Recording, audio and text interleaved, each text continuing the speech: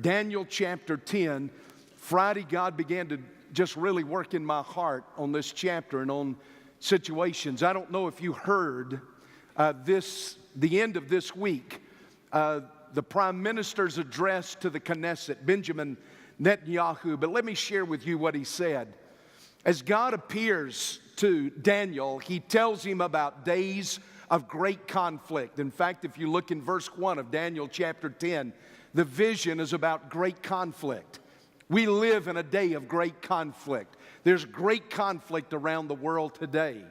The Prime Minister said to the Knesset this week, as he was speaking to the people that live in Gaza, I give you formal notice that our tanks are massed at the Gaza border with artillery and air support at the ready. We've already dropped leaflets over the northern part of the Gaza Strip warning civilians of our impending arrival, and they should evacuate southward forthwith. If you fail to meet our ultimatum, we are coming in.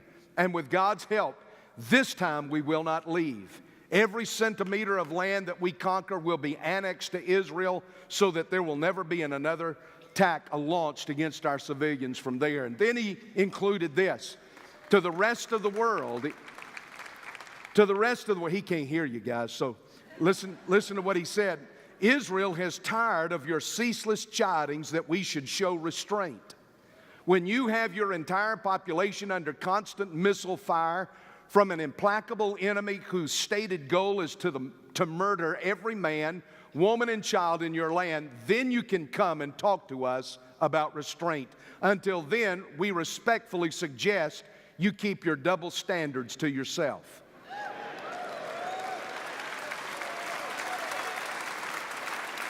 I don't know, because I am out of the loop on Sunday morning. I'm here in the office by about 5:15, but checking my phone on the way from South Campus to here this morning, Israel has already entered the ground offensive. They've sent troops into Gaza.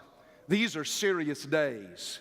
There is great conflict in the Middle East that looks like it is possible to be more than just a regional issue and could spill over into involving major nations around the world. In fact, something happens that concerns Daniel. Daniel chapter 10 verse 2 says this, in those days, I, Daniel, had been mourning for 3 entire weeks. He said, I'd not eaten anything tasty, nor did I eat meat or wine enter my mouth, nor did I use any ointment at all until the entire 3 weeks were complete. Nothing good did I eat. Bread and water was all I had. I'm mourning. I'm in prayer. Something was taking place.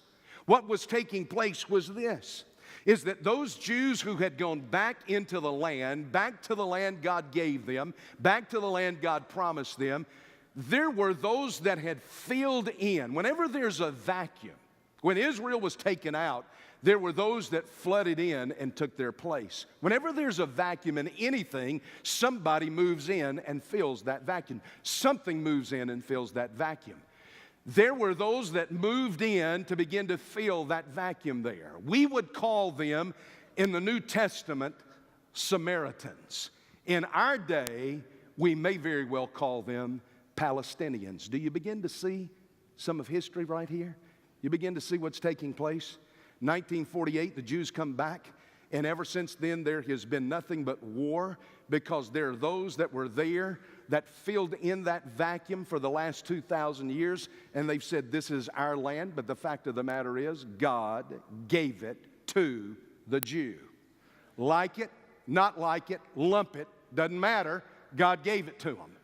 It's theirs. He promised it in covenant to Abraham. It has never changed.